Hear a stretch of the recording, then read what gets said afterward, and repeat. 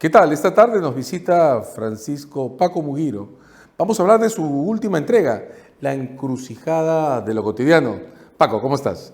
Pues muy bien, César, muy agradecido que me hagas una entrevista. Yo no me lo esperaba, pero bueno, me alegro mucho estar acá. No, encantado. Además, voy a usar como referencia dos entrevistas que ya diste. Has estado con dos personas entrañables, Raúl Tola, Javier Torres. Sí, Y el tema que tenemos es la presentación de tu libro, La encrucijada de lo cotidiano. Feria del Libro, 24 de julio. sí, señor. Vamos a comenzar en orden. Porque el libro está en desorden. ¿Cómo nace la idea de recoger lo que hay aquí? Son 20 años de textos que usaste en las editoriales de radio, compiladas en Sí, orden, sí, de las más recientes a las sí. primeras. Pues, como dije ayer en la presentación, a mí me han hecho comunicador. Yo no era, me han hecho. Primero porque estuve en la Fundación de Radio Cutibalú de Piura y después porque he estado 20 años de director de Radio Marañón. Entonces el director de una radio tiene que decir algo, tiene que dar línea, tiene que... Bueno, entonces cuando había acontecimientos importantes, yo escribía una editorial. Y esa editorial la mandaba a algunos periódicos, pero no mucho. Pero sí la mandaba a 100 amigos que la repartían por sus redes. Bueno, nada más. Y así he ido escribiendo por yo creo que unas 300 o 350, una cosa. Y a las personas que me habían leído dijeron, Paco, ¿y por qué no las publicas? Paco, ¿y por qué no las publicas? Yo, bueno, no se me había ocurrido, pero bueno. Entonces, algunas personas pues contrataron a un muchacho, a Jorge Ramírez, que me las ordenó por año, todas, y coincidió que ese año yo había dejado ya el trabajo de Radio Marañón, me iba a España, coincidió que me encerraron, la pandemia me encerró 3 meses en un sitio donde me cogió, que me cogió en una casa de espiritualidad de los jesuitas en Manresa, en Barcelona, en Cataluña. Y entonces en esos 3 meses pues me dieron tiempo para leerlas, evaluarlas, corregirlas y ya. Mira, siempre que enfrentamos un libro como este, en el que se recogen cosas que están escritas y que se respetan en su texto original, pasan por la mente del lector muchas cosas. Lo primero es que está o tiene en las manos una historia de vida. O sea, que hay un testimonio entero de lo que has hecho.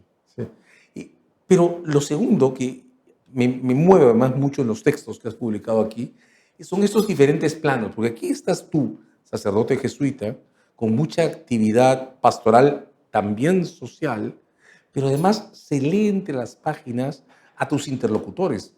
Tú estás escribiendo y leyendo en radio para alguien.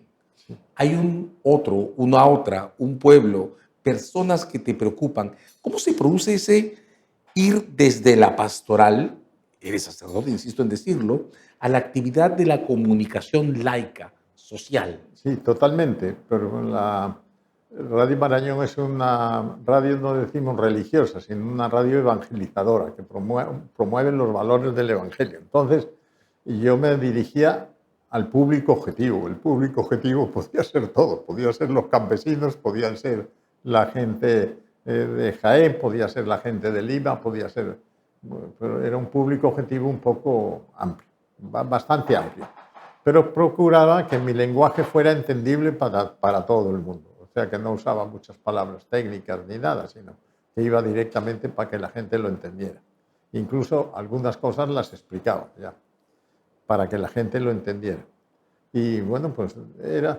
También yo creo que tenían intención, pues, de crear conciencia, de crear opinión pública, y entonces eran un poco como intención educativa, algo así, como decir, bueno, ante esta situación hay que decir algo, no se puede uno quedar callado.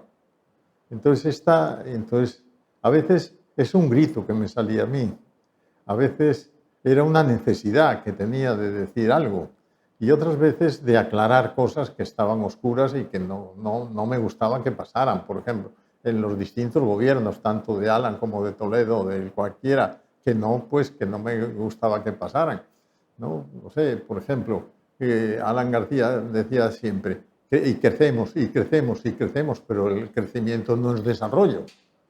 Entonces explicaba qué es crecimiento y qué es desarrollo, ¿se da cuenta? Bueno, entonces esas cosas a mí me provocaban, me provocan también, y cosas que pasan actualmente en el mundo también te provocan. Entonces estas editoriales están hechas de ese estímulo, de ese espíritu. No sé. Y es como una secuencia, ¿no? Aquí encuentra uno tus reflexiones cuando renunció Fujimori, cuando cayó Montesinos, Sí, cuando se le detuvo. Están las Torres Gemelas. sí, por Y supuesto. uno va yendo evento por evento. Bagua creo que es un tema central Sí, al que dedicas varias columnas. sí, porque todos los años el día 5 de junio, que el 2009 fue el baguazo, para mí hay un año y un después. Y además la curva del Diablo está a 20 kilómetros de Jaén. Claro. Y nosotros estuvimos presentes y la Radio Marañón estuvo muy presente en eso, apoyando a los nativos, a los aguajún. Entonces, todos los años le dedicaba una editorial. Y Porque sigue, además, sí, el 5 de junio es el Día del Medio Ambiente. para paradoja. Paradoja, totalmente. Y sigues procesos. En el caso del Baguazo, hay escritos tuyos sobre el evento, sobre lo que ocurre después del evento, sobre el proceso judicial que transita Sí. por el evento, y es además un ir y venir sobre ese evento que tiene tanta carga de violencia y de dolor, y sobre tus preocupaciones por el ambiente, que son otro eje que atraviesa el libro. Por el ambiente y por el desencuentro que hubo como país. Porque los nativos recién se estaban integrando al Perú oficial, recién. El año anterior, el 2008, habían estado en el puente Corral Quemado, ya diciendo, oiga, apúrense con la ley. Y estuvo la ley un año, hasta el 5 de junio. Y el 5 de junio, por una treta del APRA, que iba a aprobar la ley, y no esperaron, y empezó el Congreso ese día, la votación empezó en punto. Y no habían llegado los congresistas de Humala, porque el problema era Humala, que era nacionalista y se presentaba como nacionalista. Entonces, no querían darle ese caramelo, el APRA. Y entonces mandaron mandaron la ley a la comisión otra vez. El día 4 y el día 5 fue el este.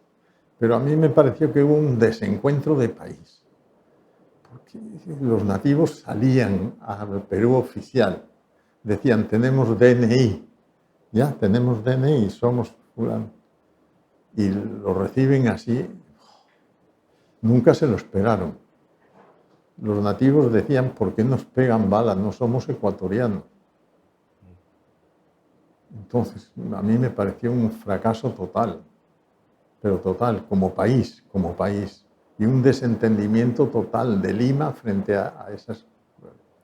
Y lo digo en las editoriales todas. Desde Lima no se entiende.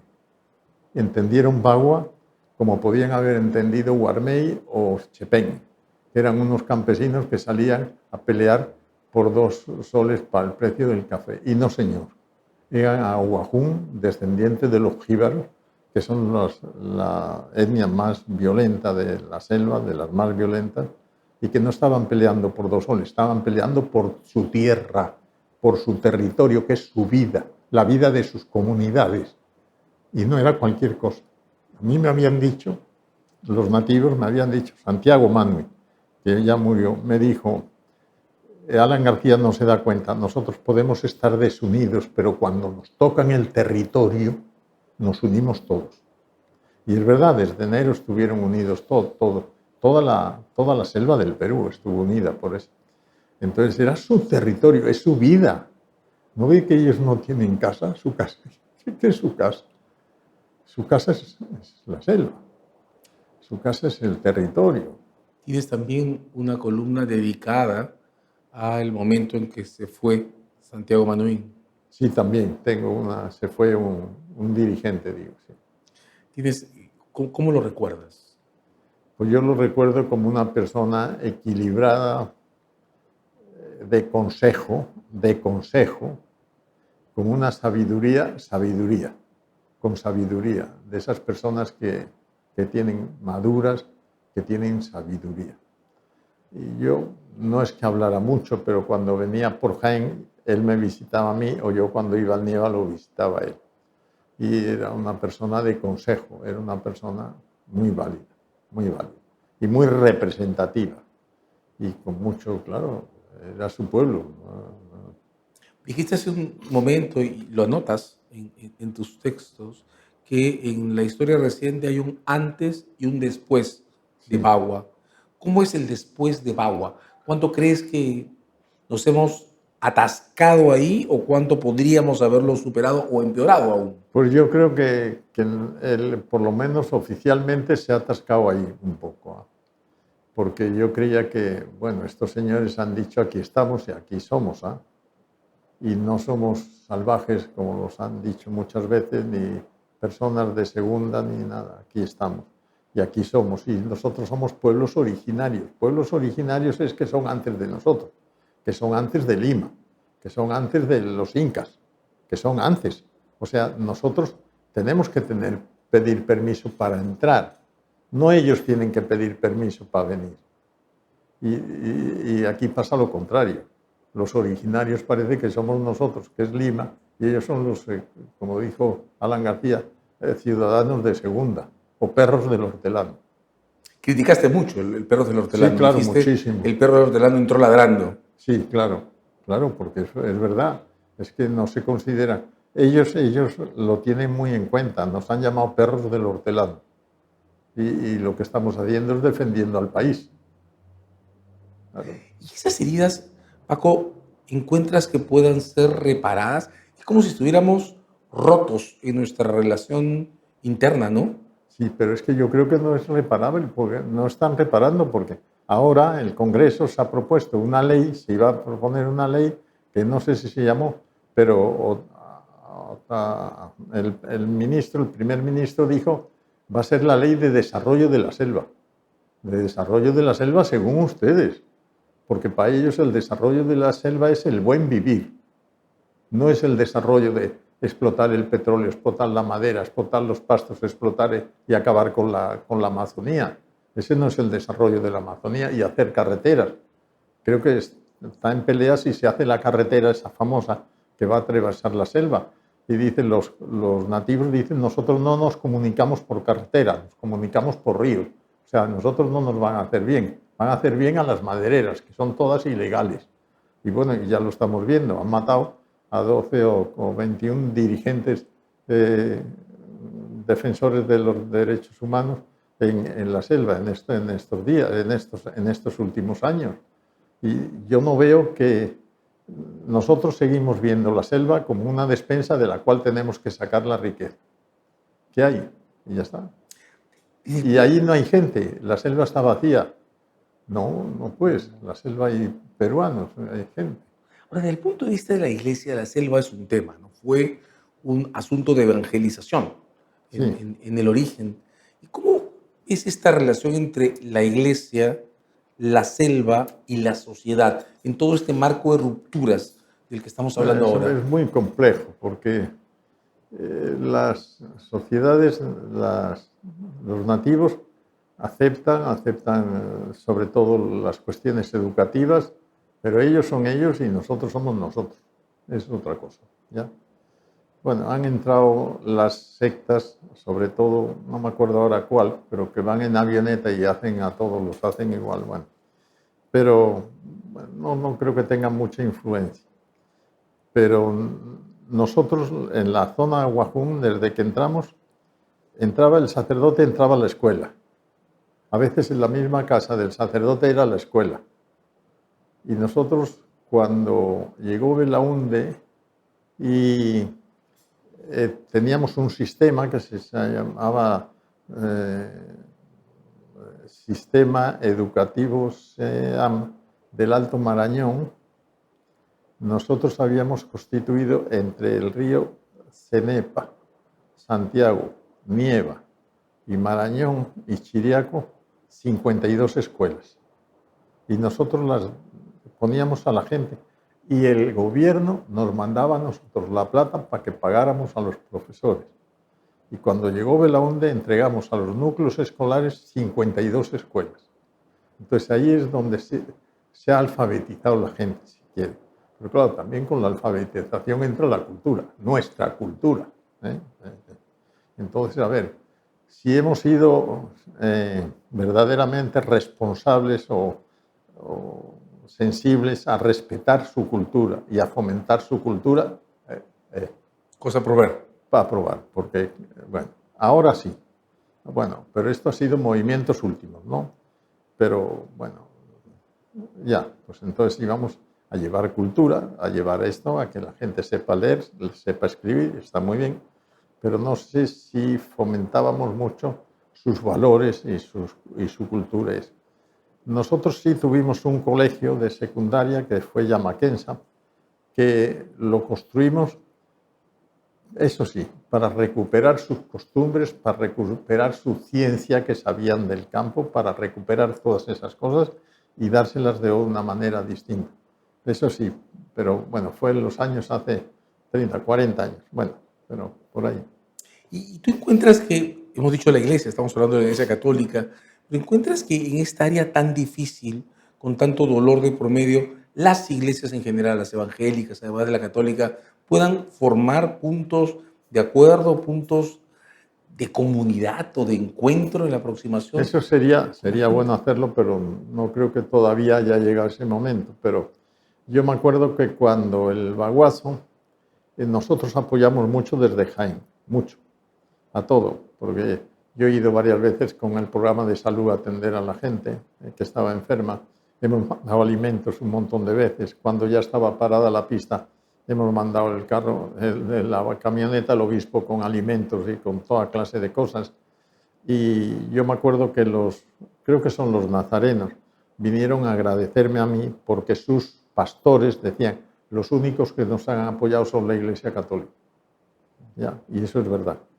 Ahí estuvimos con ellos desde el comienzo hasta el final. Pero bueno. Tu libro tiene un título, del que hay que hacernos cargo, La encrucijada de lo cotidiano. Sí. ¿Qué tanta dificultad hay en asumir la vida desde lo que ocurre día a día, desde la necesidad de hablar, de comunicarnos y de encontrarnos en las mañanas, al encender el radio o en las calles? Bueno, yo creo que la editorial no era de todos los días. Todos los días se hace un comentario del día que es de 3 minutos ya.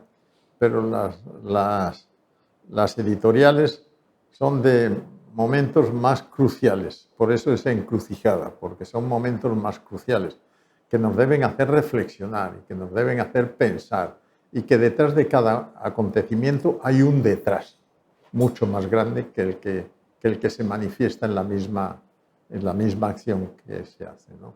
¿Y cómo sientes el retorno, la reacción que ha producido todo este esfuerzo por hacernos reparar en esos puntos que marcan las encrucijadas? Bueno, a mí algunas personas me han dicho, me ha ayudado mucho tu editorial, qué buena tu editorial. Una vez me escribió una carta una señora de Catacaos y yo estaba en Jaén, pero yo creo que la publicó El Tiempo y me dijo, no sabe bien, bueno, porque era una editorial sobre la equidad de género. No sabe usted cómo le agradezco lo que ha escrito, porque a mí esas cosas me apoyan. Yo llevo todos los años luchando por la equidad de género. Pero era una señora mayor. Ya yo he estado de profesora en los pueblos y bueno tengo esa carta, todavía la tengo, pero bueno. Pero fue un detalle, pero no. ¿Dirías que este ha sido un espacio para encontrarte también con las personas? Sí, también. Sí. Una colección de artículos para revisar. Los invitamos a leerlo. La encrucijada de lo cotidiano, de Francisco Muguiro. Muchas gracias, Paco. Muchas gracias a ustedes, porque yo no creía que iba a tener tanto impacto, pero bueno, me alegro mucho.